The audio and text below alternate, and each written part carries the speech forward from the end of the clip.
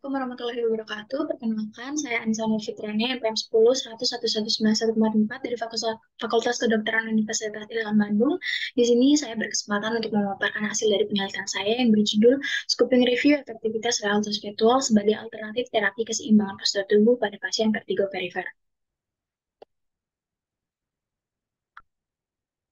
Vertigo sendiri merupakan pusing berputar dan gangguan keseimbangan yang menjadi banyak keluhan di pelayanan kesehatan.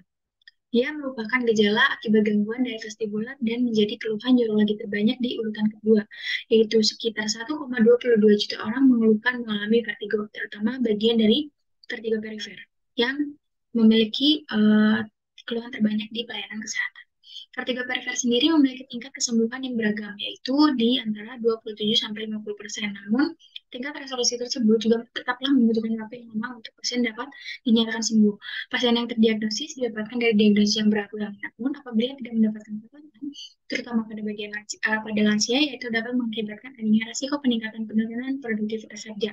Selain itu, saat ini yang tersedia yaitu melalui rehabilitasi vestibular dan pengobatan simptomatik yang bertujuan untuk meningkatkan stabilitas keseimbangan postur tubuh, statis dan juga dinamis, mengurangi gejala pusing, osteopenia, serta depresi hingga peningkatan kualitas hidup seseorang. Rehabilitasi vestibular yang ada disebut dengan terapi konvensional atau terapi manuver, yaitu melalui bedah darah ataupun X-ray, dan telah mulai dikembangkan intervensi terbaru yaitu melalui intervensi dari realitas virtual. Realitas virtual sendiri terdiri dari 3 macam, mulai dari yang pusatnya berada pada umpan balik berbasis gerakan maupun berbasis pada rancangan haptik yang ternyata dalam bidang neurologi ini dinilai baik untuk memonitoring aktivitas otak secara langsung dan dapat manipulasi stimulus sehingga dapat meningkatkan aktivitas saraf motorik melalui objek virtual yang digunakan. Untuk kerangka pemikirannya adalah sebagai berikut. Pasien dengan vertigo perifer yang mengalami gangguan VOR dan VSR mengakibatkan adanya ketidakseimbangan tubuh. Kemudian dilakukanlah rehabilitasi vestibular, namun memiliki beberapa efek samping, yaitu seperti mual, muntah, dan disarmus. Sehingga dikembangkanlah intervensi yang terbaru, yaitu melalui rehabilitasi terapi realitas virtual yang dapat memanipulasi umpan balik virtual melalui 3 input, yaitu visual, vestibular, sama sensori. Dan nantinya akan diatur dalam kompleksitas untuk melatih kontrol postural statis dan juga dinamis dari pasien tersebut sehingga menginduksi perubahan neuroplastisitas melalui deteksi gaya gravitasi, deteksi orientasi kepala dan bidang penyangga sehingga menimbulkan gaya korektif yang apabila dilakukan dengan prinsip habituasi, adaptasi, dan juga substitusi dapat mengakibatkan adanya keseimbangan postur tubuh yang dimediasi melalui perubahan posisi kepala dan menjaga pusat dari massa tubuh. Metode penelitiannya yaitu menggunakan scoping review dengan populasi artikel jurnal internasional yang berada pada 9 database seperti pada tabel di sebelah kanannya. Kemudian sampelnya itu pasien vertigo perifer yang sesuai dengan kriteria inklusi dan tidak termasuk dalam kriteria eksklusi. Nah, untuk kriteria inklusinya sendiri yaitu artikel dalam rentang 2011 sampai 2022, tipenya itu randomized control trial atau clinical trial dengan berbahasa Inggris dan juga full access. Untuk eksklusinya sendiri itu tidak sesuai antara judul artikel dan juga abstrak yang dicek dengan menggunakan kriteria PICOS, artikel yang duplikasi, dan artikel yang merupakan disertasi, tesis, systematic review, ataupun meta-analisis. Untuk pengecekan dari PICOS sendiri, populasinya yaitu menggunakan pasien vertigo perifer dengan intervensinya yaitu realitas virtual. Outcome-nya sendiri yaitu perbaikan keseimbangan postur tubuh pada pasien vertigo perifer dan komparasinya adalah kelompok yang tidak diberikan realitas virtual.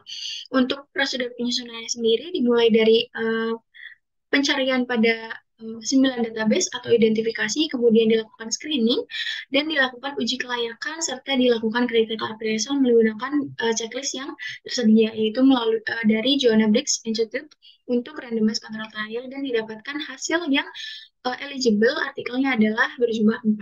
Untuk artikel tersebut, yang pertama dari M dari 2012 mengatakan terjadi peningkatan efek gaya berjalan dan keseimbangan pada kelompok uji virtual realita atau realitas virtual melalui sistem dan Nintendo Wii Fit Plus dengan signifikansi P kurang dari 0,05.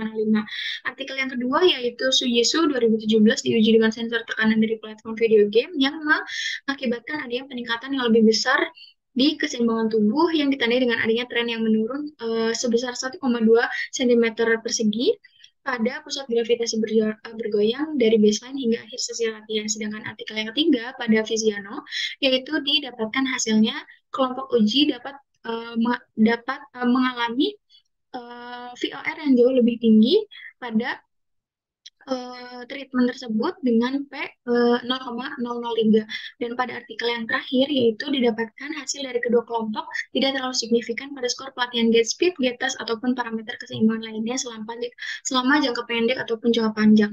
Untuk pembahasannya sendiri yaitu artikel tersebut dapat menjelaskan adanya peningkatan VOR bahwa virtual reality sendiri itu menginduksi sistem saraf pusat dalam jangka panjang sehingga pasien terbebas dari gejala karena adanya penguatan input pada visual yang diberikan melalui HMD ketika bermain dari alat tersebut. Juga meningkatkan keseimbangan dengan menginduksi efek dari aliran sensori vestibular sehingga mengakibatkan adanya perbaikan gaya tubuh terkait dengan aksi integrasi perangkat HMD dan kontrol postural. Sehingga VR ini dapat memperbaiki input keseimbangan secara langsung yang berasal dari realitas virtual dan memperbaiki defisit visual yang dimaksud oleh VR dan VSR sehingga mengakibatkan keseimbangan tubuh. Dari 4 artikel tersebut menyatakan bahwa penggunaan realitas virtual efektif untuk memperbaiki keseimbangan. Terima kasih.